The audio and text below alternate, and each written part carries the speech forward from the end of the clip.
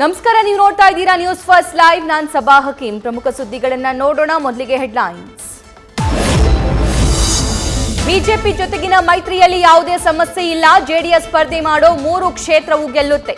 ನಮ್ಮ ಅಳಿಯ ಕೂಡ ಗೆಲ್ತಾರೆ ಎಂದ ಎಚ್.ಡಿ. ದೇವೇಗೌಡರು.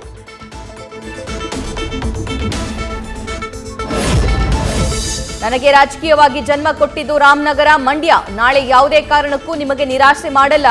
ಮಂಡ್ಯ ಕಾರ್ಯಕರ್ತರಿಗೆ ಕುಮಾರಸ್ವಾಮಿ ಭರವಸೆ.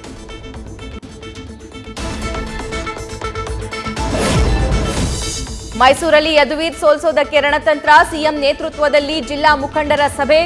ಯಾವ ರೀತಿ ರಣರಂಗದಲ್ಲಿ ಘರ್ಜಿಸಬೇಕು ಅಂತ ಸಲಹೆ ಸೂಚನೆ.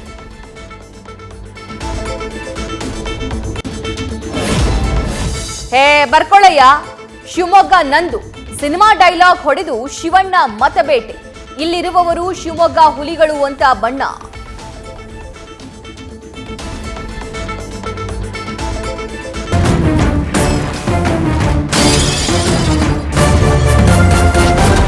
ನ್ಯೂಸ್ ಫಸ್ಟ್, ನಿರ್ಭೀತಿಯಿಂದ ನಿಮ್ಮ ಪರವಾಗಿ.